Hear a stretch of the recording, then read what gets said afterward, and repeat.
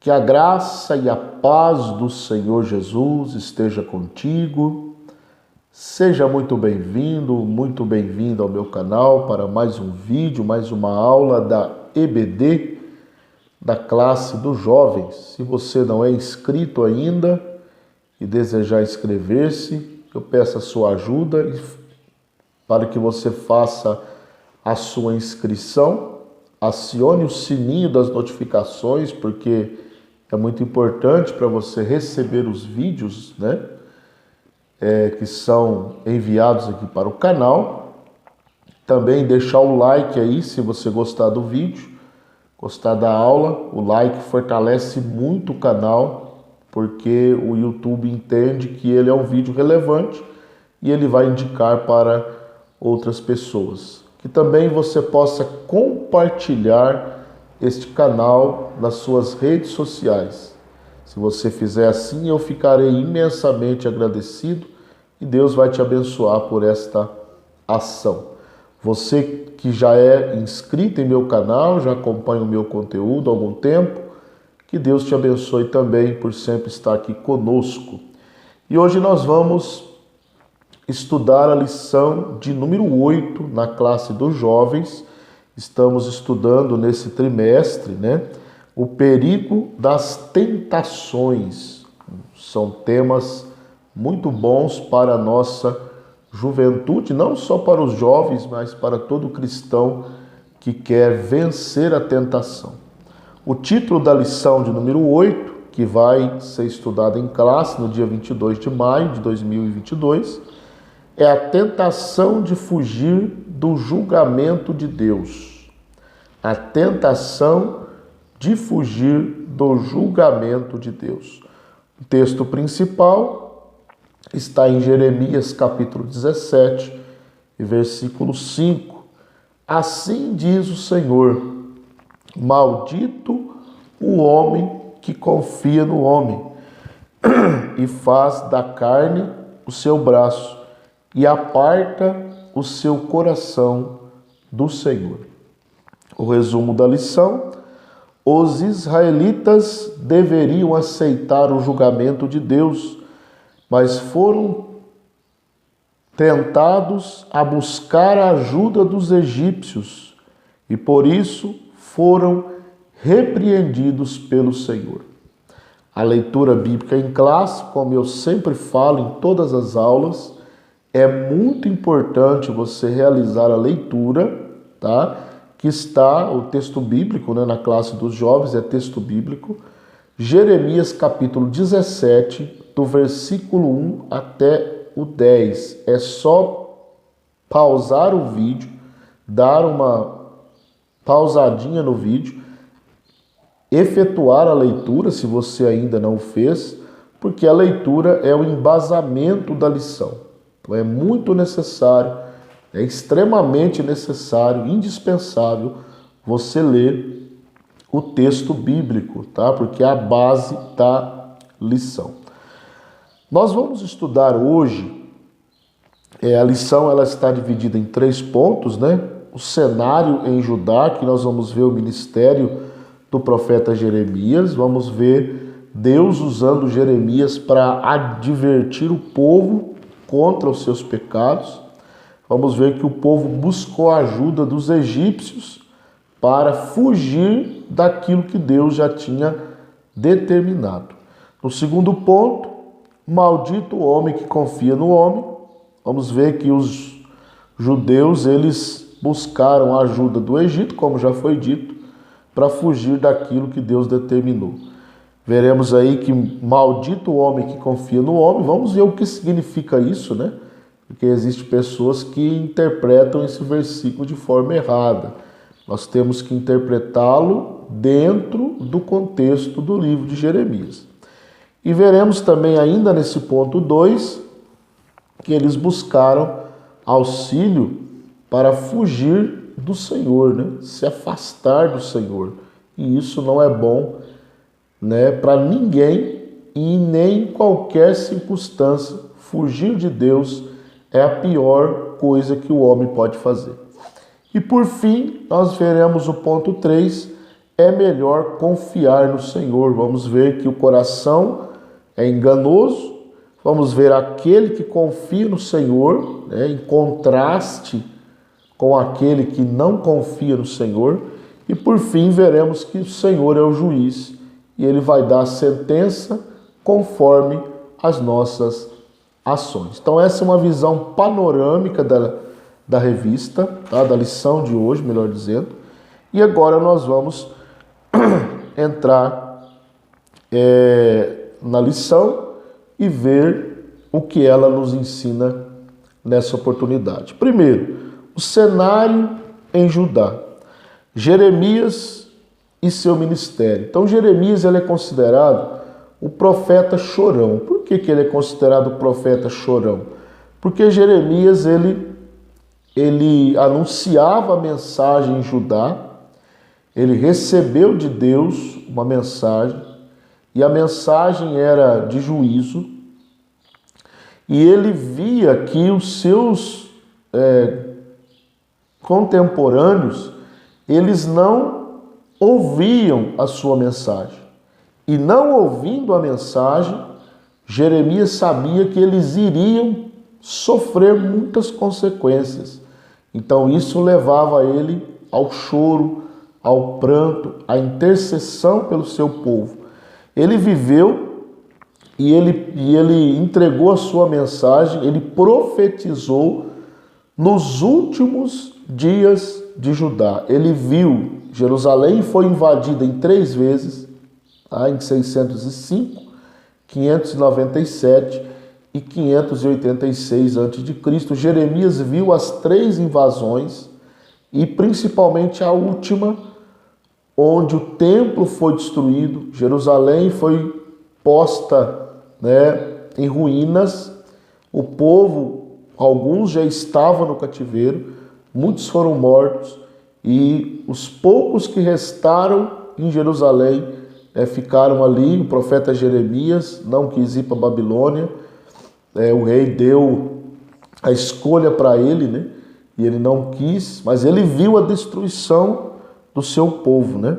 Ele chegou a ser levado para o Egito contra a sua vontade, mas mesmo assim, quando o povo buscou auxílio dos egípcios contra a Babilônia, mesmo assim ele se manteve firme no seu propósito de servir a Deus, porque ele era um profeta que conhecia realmente aquilo que Deus tinha falado para ele. O lamento de Jeremias não se dá apenas porque o seu povo não creu no que Deus dissera, mas também porque ele viu o julgamento acontecer diante dele. Então foi um sofrimento muito grande. Ele viu o povo sofrer e enfrentar o julgamento de Deus. Subtópico 2, Deus adverte o seu povo sobre o juízo. Na leitura bíblica em classe, lá no versículo 1, nós vamos ver aí que Deus ele adverte o povo. O pecado de Judá está escrito como um ponteiro de ferro e com ponta de diamante gravado na tábua do seu coração e nos ângulos dos seus altares.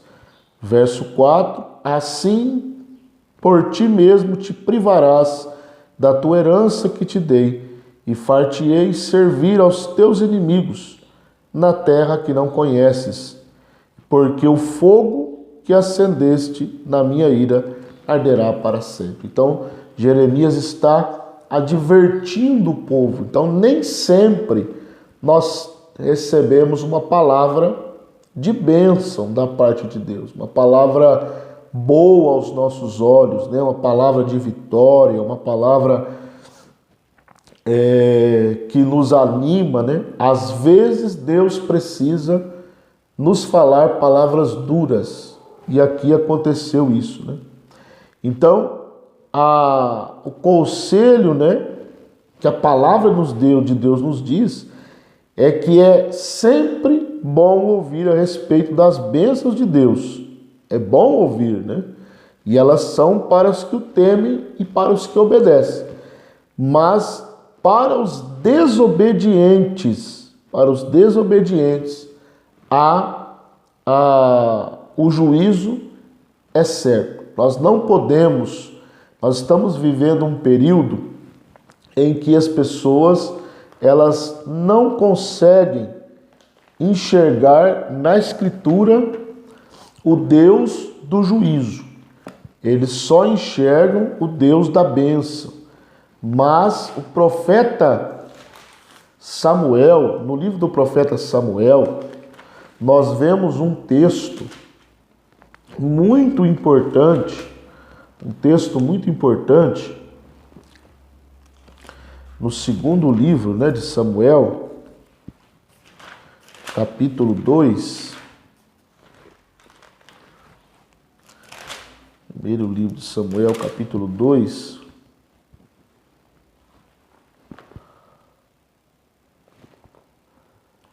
Capítulo 2. Só um minutinho, irmãos, que eu...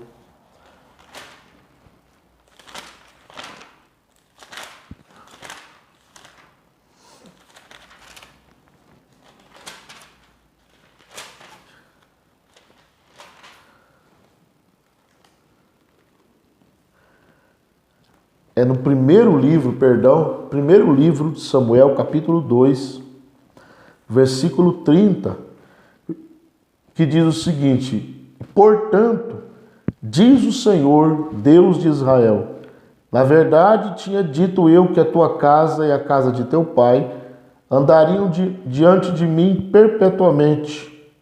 Porém, agora, diz o Senhor, longe de mim tal coisa. Porém, os que me honram, honrarei. Porém, os que me desprezam serão envilecidos. Então, o povo de Judá aqui, no contexto de Jeremias, eles estavam desonrando a Deus e abandonando a Deus.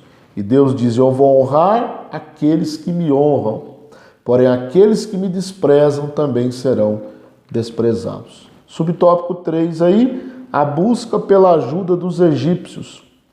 Isaías já havia profetizado isso antes de Jeremias, Ai dos que descem ao Egito a buscar socorro e se estribam em cavalos e têm confiança em carros, porque são muitos, e nos cavaleiros, porque são poderosíssimos, e não atentam para o Santo de Israel e não buscam ao Senhor. Foi o que o povo estava fazendo.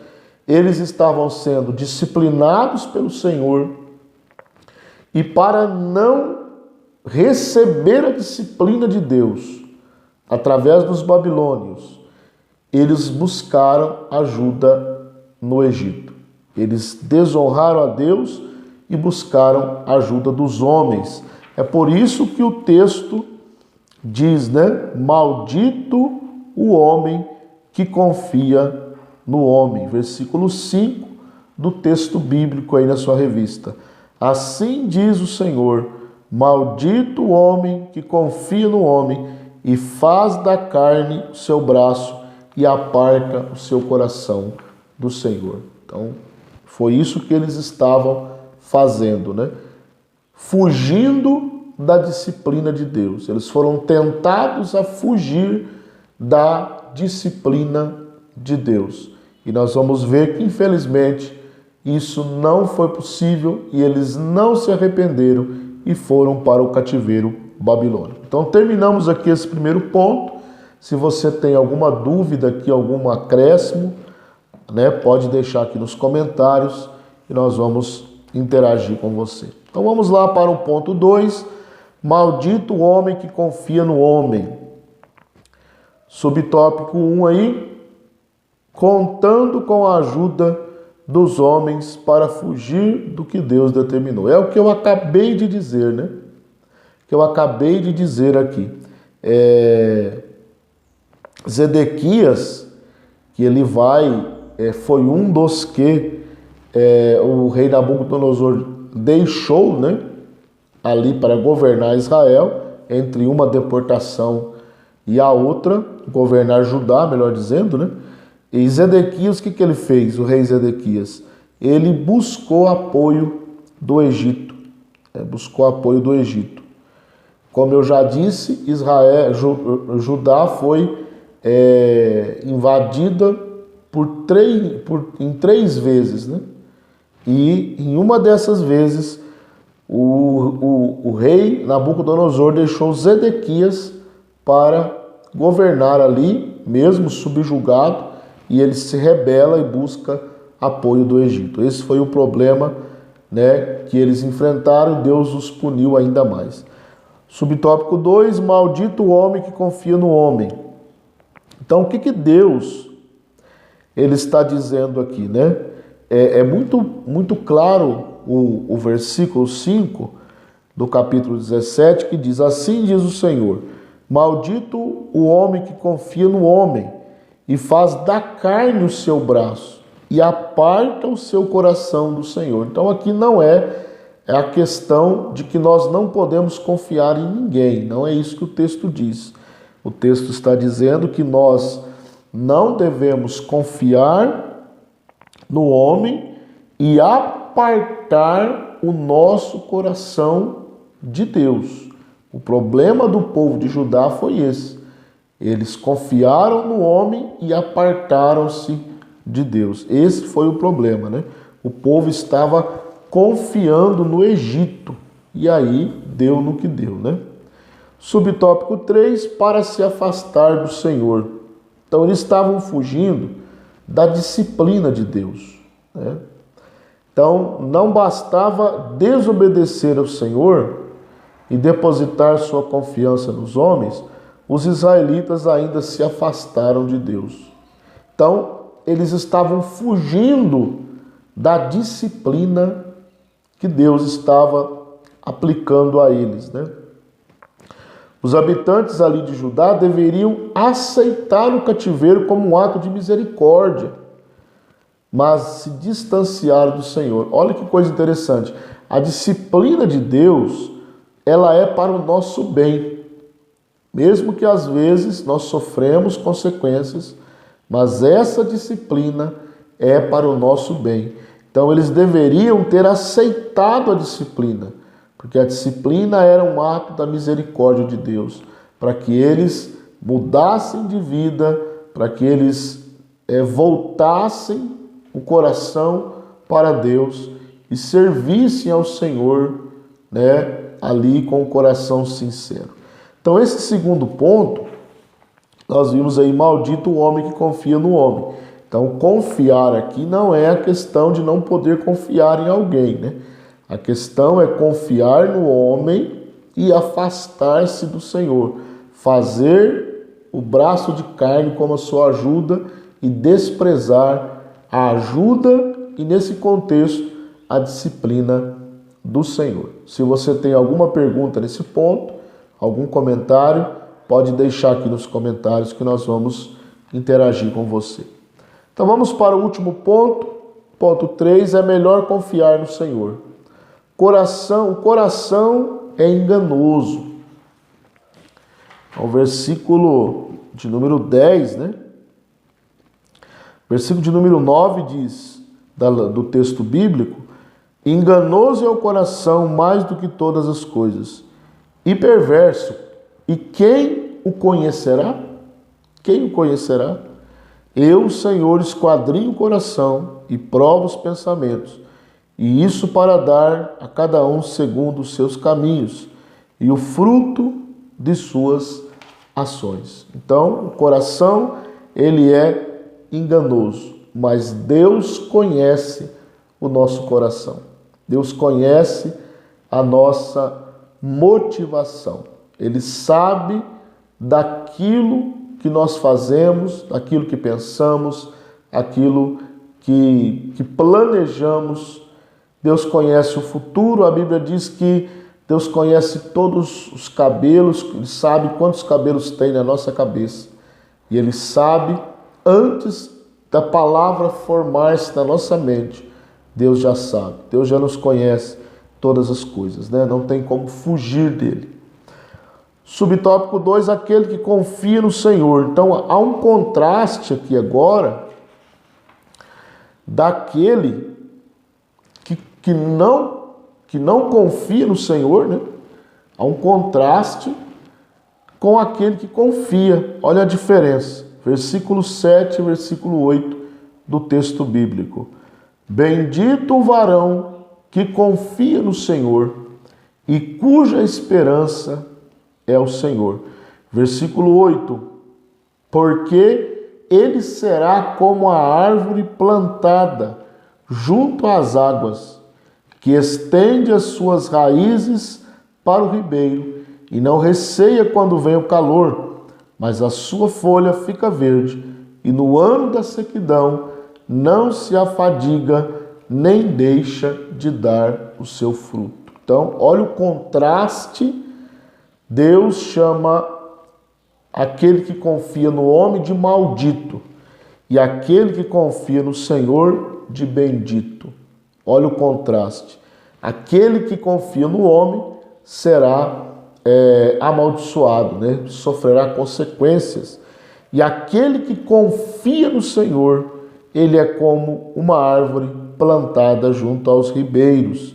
A sua folha fica sempre verde, mesmo no ano da sequidão, e ele não se afadiga e ele sempre está dando o seu fruto. E coisa mais interessante essa, né? Então, aquele que confia no Senhor. E para encerrar, no último subtópico aí, o Senhor é o juiz. O Senhor é o juiz. Então, Deus não deixaria de julgar o seu povo por causa de seus pecados. E o julgamento se concretizou quando a fortaleza de Jerusalém e o templo foram destruídos e o povo levado em cativeiro, né? Ou levado cativo.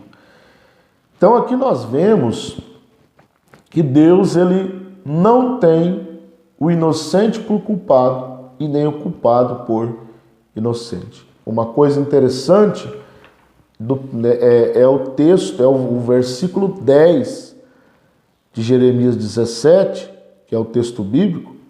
Eu, Senhor, esquadrinho o coração, eu provo os pensamentos, e isso para dar a cada um segundo os seus caminhos e segundo o fruto de suas ações. Então Deus, ele é justo. Então quando ele envia o castigo para alguém, é porque ele já avisou esse alguém, ele já deu chances para esse alguém se arrepender, porém ele não quis. Então Deus, ele envia a sentença porque ele é o juiz. E nós precisamos entender os aspectos dos atributos de Deus. Deus é amor? É. Porém, Deus também é justiça. Ok? Se você tem algum comentário nesse ponto, você pode deixar aqui alguma dúvida, pode deixar aqui nos comentários para nós interagirmos, né, aqui com você. E nós vamos encerrar esta lição com o texto da conclusão que diz: Deus sempre nos adverte por meio da sua palavra a respeito do que devemos e o que não devemos fazer. E mesmo quando permite que as consequências de nossos pecados nos atinjam, ele espera que acatemos a sua disciplina e aprendamos com ela. Entretanto, quando rejeitamos a sua palavra e os seus juízos, buscando apoio em homens mortais para nos afastarmos de Deus, caímos não apenas em tentação, mas também em um juízo ainda mais sério. Então, tomemos cuidado com as decisões que nós vamos tomar. Nunca nos apartando de Deus, buscando recurso humano e esquecendo-se do Senhor. Você, jovem, confie sempre no Senhor e Ele te dará a vitória em todas as tentações. Que Deus te abençoe e até a próxima aula, em nome de Jesus.